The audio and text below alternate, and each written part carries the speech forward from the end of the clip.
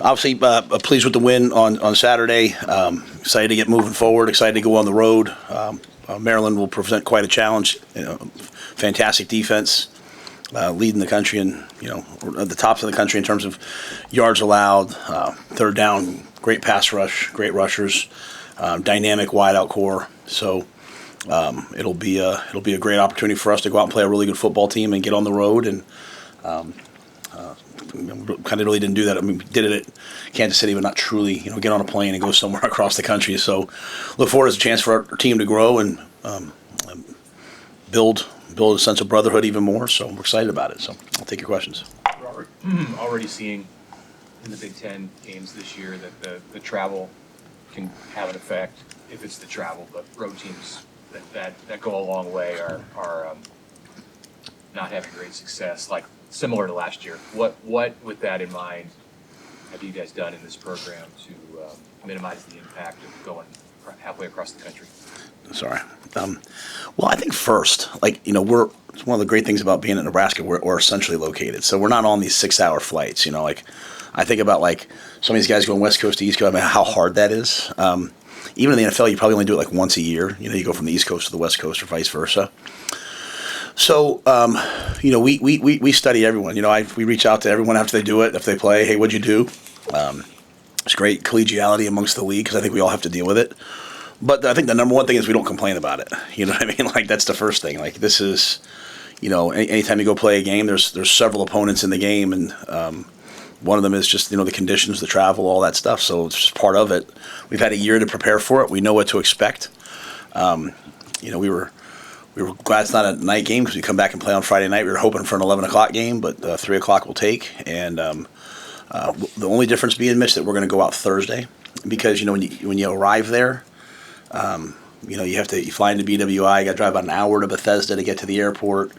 And so, we know Washington didn't get in until about 1 o'clock in the morning Thursday night. So we're not a big Thursday operation. We like to go on Fridays and keep our routine. But this is one time and the only time this year that we'll go out on Thursday just because of the nature of being on the East Coast and traveling in those areas. So we'll take advantage of Friday as a day to, like I said, when I talk about the brotherhood of the team, just spend some time together and take the day to build, lock in and get focused for the game. But I think that's one change that we've made. But when we go to the West Coast, we don't really do that. But again, we aren't having the same travel that maybe. I think back to my first year here, right? We flew to Illinois, we flew to Minnesota, we flew to Colorado, and we flew. Who else did we play in Wisconsin? Right? They were all a small plane, 90-minute rides, right? Now it's a little different, but it's good. We're excited about it. Will you guys practice out there like a high school or somewhere? Yeah, we're gonna go. We'll walk. We practice on Thursdays, and we walk through on Fridays. So we will walk through on Friday at a local high school. You said you wanted to watch before you commented on the offensive line against Michigan State. You wanted to watch the film. What'd you see? I saw a lot of good things, and I saw some other things that have to be improved. Some of the sacks are on them. Some of the sacks are on other people. So I think it's just I think right now Emmett Johnson is third in the league in rushing. Right, so the narrative that's out there that we can't run the football is kind of silly, right? We're just, college football, you take away sacks. Are we giving up too many sacks? Yes. One of them. That's what I love about Dylan Rhule. He stands up on the one. I don't know if you guys. He went. That's on me. He was holding the ball, right? A third down sack doesn't really bother me as much as a first and second down sack, and because if you just hurry up and get the ball in your hand and don't get the first down anyway, you're punting the ball. Now we don't want sack fumbles. So yeah, there was just some times there, as we all saw, that things kind of got a little out of whack and out of kilter, and we have to be better. But I don't think it's like this. Oh my gosh, we can't block anybody. We had 9 plays, I think 38 yards in the first quarter. Mm-hmm. We had a horrific second quarter, unlike anything I've ever been a part of. All right, so let's call it what it was. But we had a 104-yard third quarter. We had a 103-yard fourth quarter. So it's on pace to be about a 420-yard day. You know what I'm saying? It's just we just didn't play well there for a while. What I was happy about was that the guys just kept playing. They didn't panic.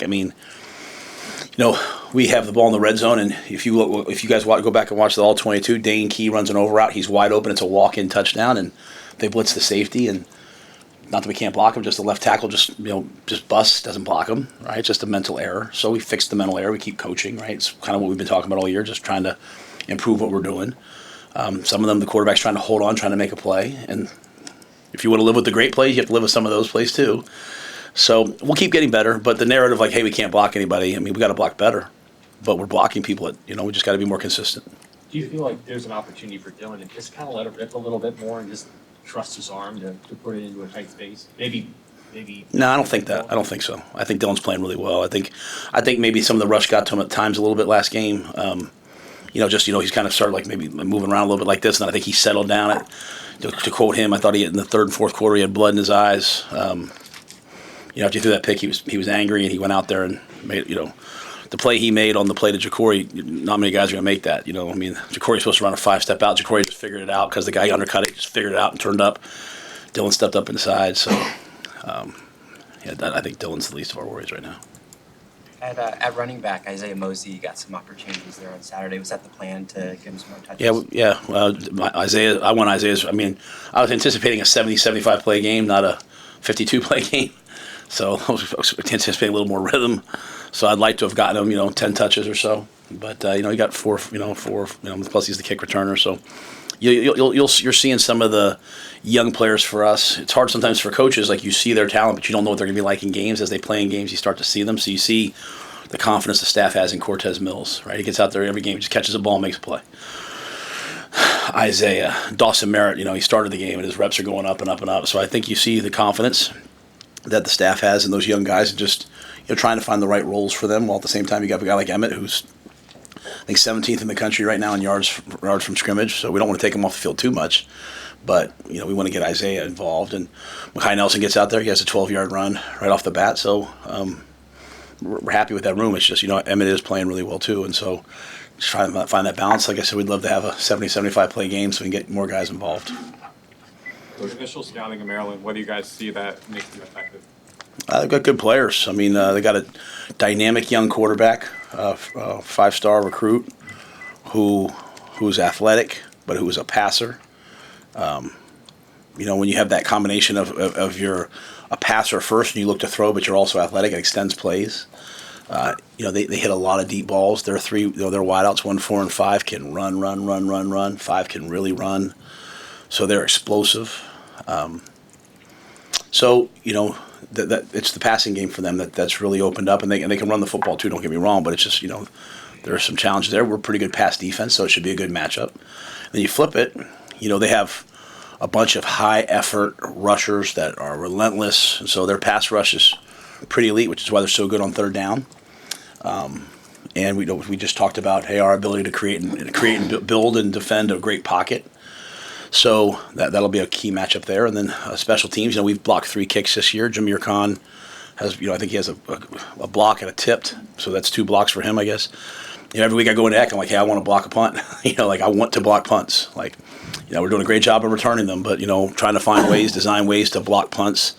They do a great job special teams wise, but Eck will always find a way. And Jameer, when you have 2 block punts in your first 5 games at this level, was it 5 games, right? That's pretty impressive. And so we'll continue to try to find ways to get Jameer open.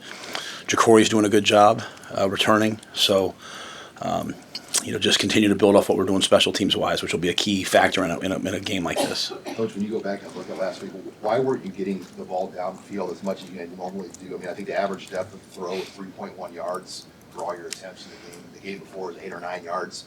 I mean, was there something with the wind, or was it the pressures, the looks that was kind of preventing the ball from getting downfield? Yeah, I would say the wind was obviously a factor. I think you look at them, I think they threw for, there was at one point in the second half where both teams had under, 85 yards. So, again, I'm not here to sit here and be like, we can't sit here and say, well, the wind was there, so we didn't throw. But I just think it was kind of one of those deals where it was like that. I think we called some of those, and we had some guys wide open, like the play I'm talking about, the Dane, and we just had a protection bust. And then just kind of, I think as games get like that, and you're just Dana was just trying to find rhythm. He's like, hey, let's get the ball in rhythm. Even on the play to Jacory, if you go, I showed the team the 3-play sequence of we throw a tunnel screen to Jacory and he drops it. Jacory Barney doesn't drop many balls, and it looks like it's going to be a decent play. We come out on a naked and Dane's open. We throw it to Dane and we kind of guys in Dylan's face and overthrown it. It's just it just feels so out of whack. Then we come out and we throw a double post rail route wheel with Emmett in the flat, 4x1. Lindemeyer has to block the end. The end gets outside, and He kicks him out. Dylan goes up inside. Corey figures it out. He throws the ball down the field on that play, and it's an explosive play. And so then all of a sudden we're going, right? So I just think it was one of those games where you're just trying to find rhythm and, is there a place to probably push the ball over the top of their heads maybe more often? Yeah, if people are going to allow us to do that. I mean, we called on one of the sacks, the one Dylan got, we called a double move to Ja'Cory, and they rolled over the top of him. And so the pick is a go and a post over route. Just, he had to get backside of the in cut. So what we don't want to do is we want to push the ball down the field. We want to do all those things. But we don't want to. It's kind of hard. Like, hey, Matt, why don't we run the ball more? Why don't we throw the ball deep more? Just trying to score more points than the other team, So I just think Dana's elite at like, hey, what's working today? What are we going to do? And let's just get the ball and play as much as possible when the chances are there. Let's take some shots over their head. But to not acknowledge the wind. I mean, like literally on defense, like when they went into the wind, we were literally playing back shoulder man, like just let them throw the ball over the top. And if you flip it, when they went this way, they kept overthrowing all the go balls because all they were doing in man was trying to throw the ball over our heads. I have to say this, and it's not related to your question, but Sierra Wright was absolutely phenomenal. He got targeted 5 times, and he just absolutely was a shutdown nickel corner in the game. But, it's kind of like Rutgers last year. It was just really, really a hard day for the passing game. But I think, we try to find some screens. So I don't know if that answers your question, and I respect the question. I think we're always trying to find that. I do think people come out and play us one of two ways, like, hey, let's play quarters and let's kind of stay deep and force them to run it and force them to get the ball and play, in which case you need to make some plays.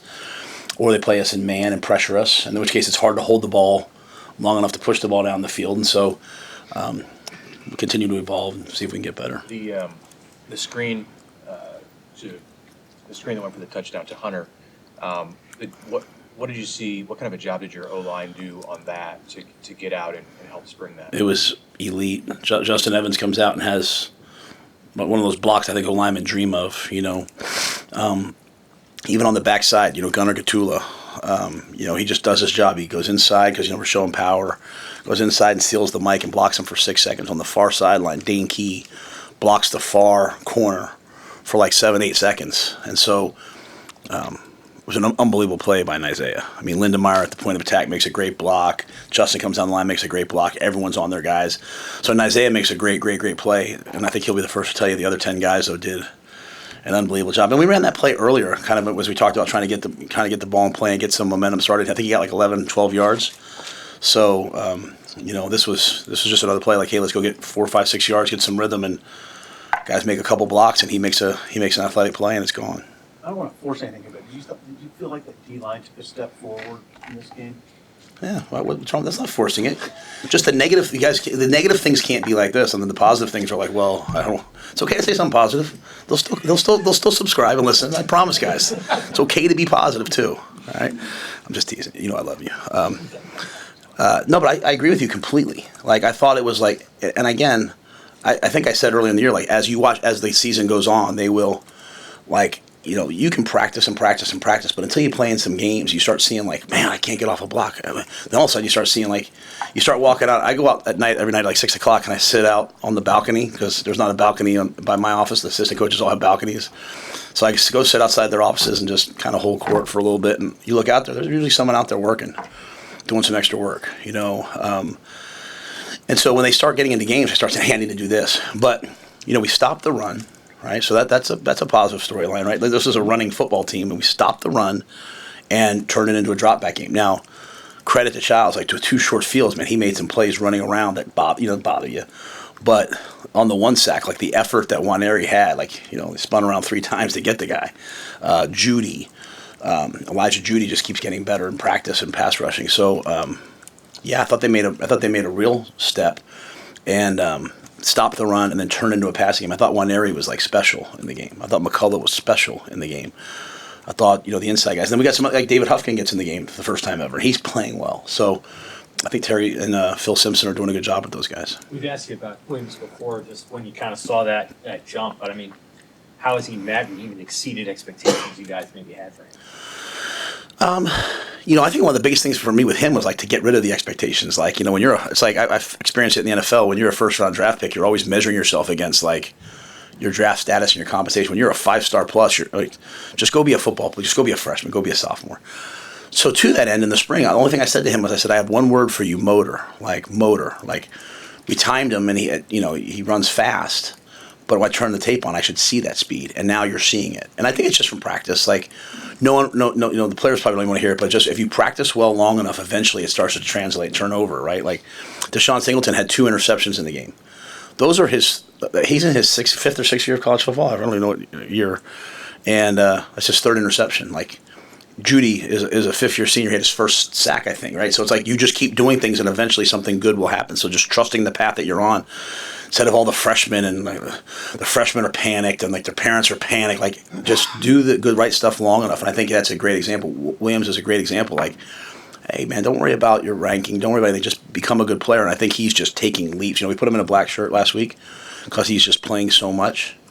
And we're playing some different packages. Like when they go big, we're playing some 4-3. When they go to 11 and we think it's a run, he's playing some 4-3 stuff. We're playing some 5 down stuff. So William will definitely deserve that. You've obviously been high on Rex Guthrie this year, and he got the start. But I don't know if there was an injury or anything with Marquise, but went into that. And how do you see? How did you see? I guess a team captain Marquise just sort of handle not having that same role that he's had. Yeah, Marquise is like if I had to pick like what a captain looks like, it's Marquise Buford, and he's been through a lot of physical adversity in his time here. He just wants to win, and he's got a significant role. He played a ton. He finished the game out for us. Plays in dime. Guthrie's ascending too. So just and like I said, we have so many different packages. Like I said, Dawson went in and started the game because we started and. I couldn't tell you how we're going to start. They came out whenever they went out. John said line, which is our 4-3 stuff, and they went 4-3, so he gets the start. So, but Marquise Buford is exactly why people like me got into college football, for guys who always put the team first and put winning first and nothing else. And so I can't say enough about him. Do you anticipate Malcolm traveling with you guys this week? He's closer. I'm hopeful, but this is certainly a game we'd love to have him. We tried to warm him up and see how he was, and he just, he's just not there. So I'm not sure yet, to be honest with you. But we'll get to tomorrow and we'll see where he's at. We had some guys come out of the game banged up, so we'll see who can practice and who can't. We could certainly use Malcolm. Not that other guys aren't doing well, but his guy's got a ton of production for us, and in a game like this with the speed that they have at wide out, we'd love to have him. Passing defense is number 1 in the country. Did you guys anticipate this type of play? Where you've held 2 or 3 really good quarterbacks to some of the worst games they've had all year? Yeah, I try to tell everyone after the Cincinnati game. When I say everyone, I'm talking about like our team. I'm like, hey guys, just so you guys know, this guy's a real quarterback. Like, there were 5 scouts. That's the exact story I told you guys. There were 5 scouts at the game that were like, oh, he's a pro, Matt. We held him to 64 yards. And everyone was really disappointed after the game. I can't believe it was 2017. To me, it was like, hey, we won a close game. We played a good team. Have you watched them? They're dynamic. Like, you know what I'm saying? So, to your point, I think we're playing good pass defense. I think some of it is, unfortunately, we've let too much run game go. So people are like, hey, let's stick with the run. So this game, we stopped the run to a degree to force them to get into those situations. I think Butler is elite. I think Butler is pretty elite. I'm watching what he does. Like putting concepts together in terms of coverage, because it's not just like, hey, you covered it, we're not just doing that. I think Addison is doing a great job. I think the players gravitate towards Snow. I think Adam DeMichael does a great job. I think we have like really good coaches, and then like it's Wednesday night at like 8:30, 9 o'clock last week, and maybe it's Thursday night. I'm not usually home Wednesday night by that time. Thursday night? I don't know, whatever. And I get home and I'm watching whatever Julie wants to watch, and it's Thursday night, and I get a text from Sierra, or a phone call from Sierra. The players never call me unless they need something, right? And Sierra's like, hey, can you have them turn the lights on in the stadium? He's got a bunch of guys out there, and they're doing extra. Like, it's just, I think I told you guys after the game, Sierra got up in front of the team and was like, hey, that's not, that's not okay that we gave up that touchdown at the end of the game. Like, he was pissed. And so I think it's just the guys that we have back there, Deshaun, Malcolm, unfortunately, he's hurt. Like, Sierra was willing to go from corner to nickel. Like, he's like fitting the run now. Like, that's just not a lot of guys will do that, but Sierra's like that kind of guy. I thought the impact of Marshall in the game, like coming up on those 2 tackles in that one drive and knifing the guy at the 10-yard line. And then the guy, like, wait till Amari Sanders is the starter here. I mean, it's not like this is like, oh, we got some young, older guys. Like, the young DBs coming up are going to be elite. So I think Addison's done a good job, and I think I think, but I think Butler's really special. I think, I remember when Sierra came to me, Sierra was like, you need to hire Butler. And I was like, really? Why? Not that I've said really like in a bad way, but like, why? And he detailed for me the story about Rutgers. He's like, hey, they're going to run a fake. They called timeout. Rutgers called a timeout, and he said, hey, they're going to run a fake field goal here. It's super windy. It's a third, whatever it was. This is the length of the kick. They've already ran one fake last year. They just called timeout. They're going to run the fake, and they ran the fake. And Sierra was like, I've never had someone who can break the game down for me like that. So I think John's done a great job. And I thought the pass rush showed up this game. The pass rush truly showed up. The special teams improvement, Matt, is there something beyond Mike Eckler's impact that's allowed those units to play at the level that they are right now? I think you'd have to start with Mike. I think he's brought an energy to it, but I don't want to minimize it because I think everyone he might get mad at me for saying that. I think everyone sees like the jumping around in the locker room and all stuff. That's not what it is. It's his teaching progressions are amazing. His attention to he uses on his interview I had to tell him to stop because he uses the Socratic method where he's consistently asking you questions and making you respond and think, and I was like, I can't do this, bro. It's like an hour of this, please do it, because it was me and Snow interviewing him. But I think it's great because you go to his meetings and everyone's dialed in and everyone's locked in. Here's how I knew it. It was like, I don't think it was Thursday or Friday. Sat was like, man, I can't wait for Jameer. They're going to come out and they're going to line up like this. We're going to check to this, and Jameer's going to stun the guy. I mean, that's like when your tight ends coach is saying this is what's going to happen in the game. It's because it's been taught so well. And then I think then the energy and the passion of it, he inspires belief, and he has your back if you do make a mistake. We told Jameer, I personally told Jameer, which is not the way I am. And I'm pretty proud of the fact right now that we're 15th in the country in penalties because that's not the way it was the first 2 years. But I said, hey, if you run in the punter, you run the punter. I don't care. Go block the kick. Just wanted to free him up. So I think Eck's teaching progression is elite. I don't want to minimize the impact of Brett Maher because when you have specialists and the specialist has somebody who's done it that they can. The last thing, because for 10 years of my career, it was like me being like, come on, put it through the upright. What do I know about? It's like me talking about some other golf swing, right? So you got Brett over there, and he's like, even some of the things Brett taught me this year, early on, we weren't making real long kicks. And Brett was like, no, coach, we're being consistent here. Now we'll start to work back. He's just so patient with it. I really blame myself that I probably should have kicked some more kicks in games 2 and 3 before the fourth game.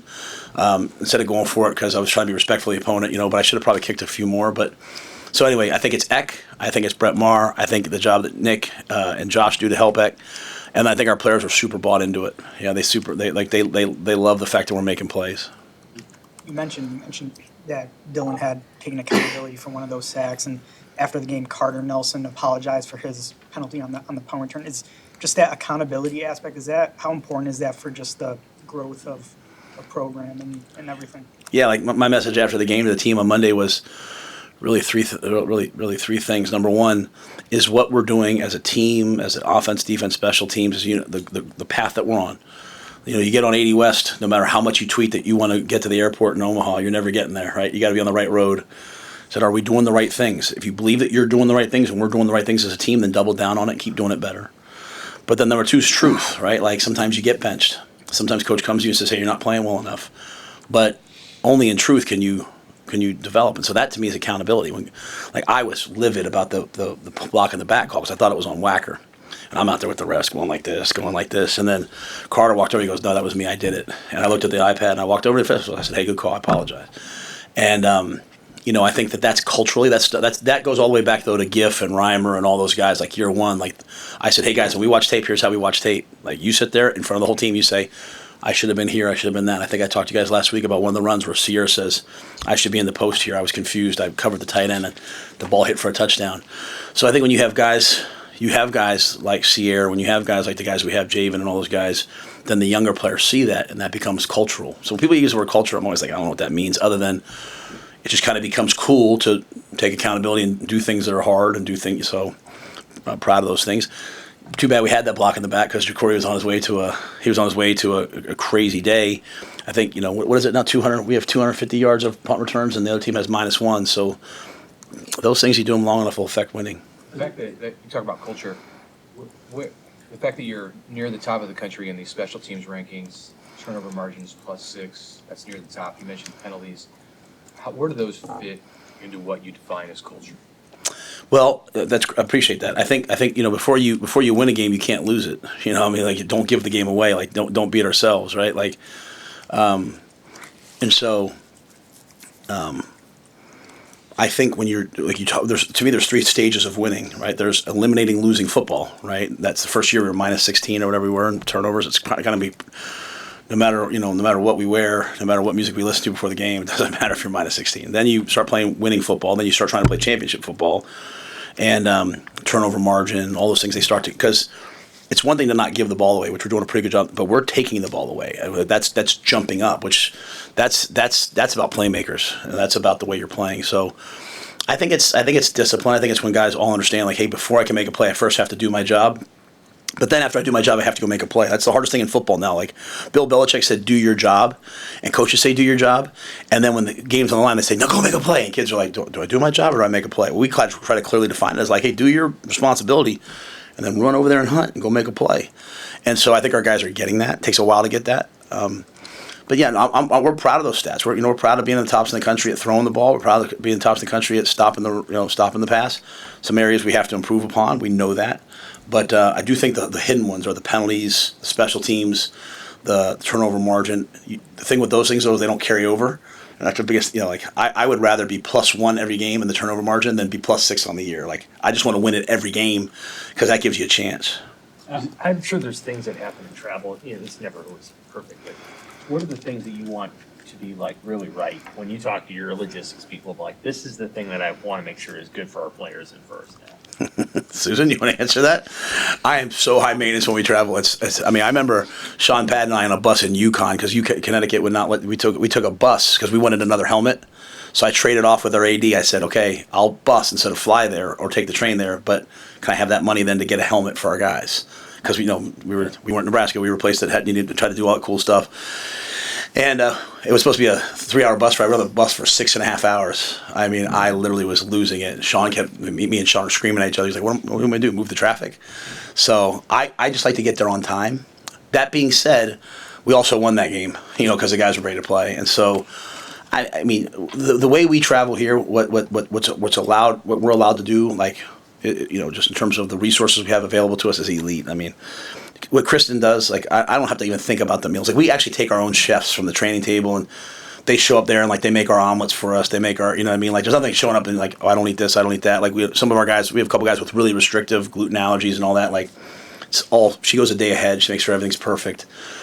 So I do feel like the food is important, right? Because, if you get there and all of a sudden you eat something you don't like, but Kristen does such an amazing job with that. We always go see a movie the night before the game, and so we've seen some horrific movies.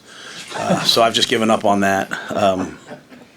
But no, I think it's that. Like, and I just don't love the long bus ride on the day of the game.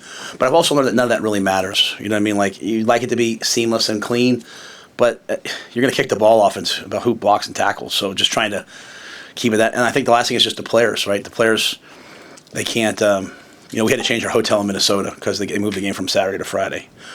I'm not complaining, but that's a subtle little complaint that they had to change the hotel. And, like, now it's attached to a mall. Like, you have to ask the players then, hey, be focused. Like, don't go there and, go walk around the mall for 3 hours and have your legs be tired. So I think having a really good group, like our strength coach, Corey, I think they do a good job of just making sure there's no distractions. If I had to say one thing, it's probably no distractions. But I love going on the road. I think I said that to you guys before, though. I love the feeling of just being in the hotel with the guys for 24 hours, kind of like sequestered in. Now, we travel so well that, like, it feels like you're at the Cornhusker Marriott when you're away because there's so many Husker fans there, which is really cool. Did you hear that? I'm sorry. You're a Ryder Cup guy. You're a golf guy. Did you hear about the Ryder Cup conversation about their captain changing the stuff in the hotel and all that? I did not. To help the golf. I was curious. Now that you said that, I would go back and watch it, but I didn't see that. So, like, do you feel like the travel helps the player experience? Like, if you travel well, you're actually going to perform a little 100%. I believe with all my heart that champions behave like champions before they're champions. They have a winning standard of performance. Bill Walsh, it's how you do everything. It's why for the first year that I'm here, everyone's like, what is wrong with him? Because I'm screaming about a box in the hallway, about this. But, like, I think all, like, the food that you guys have when you guys come into I think all of it really matters. And when everyone buys into that, like, I think it goes a long way. Like, we're all just trying to win a championship. And so how do you win a championship? The championship effort and everything that we do. But when you travel, if there's no, it takes a toll on you physically, right? Like the hydration. So, like, even like the little thing, Mitch is going to give them fireflies to put on their legs so that their blood's moving in their legs as they travel. Like, it's just, all these things are real. And so just trying to maximize that.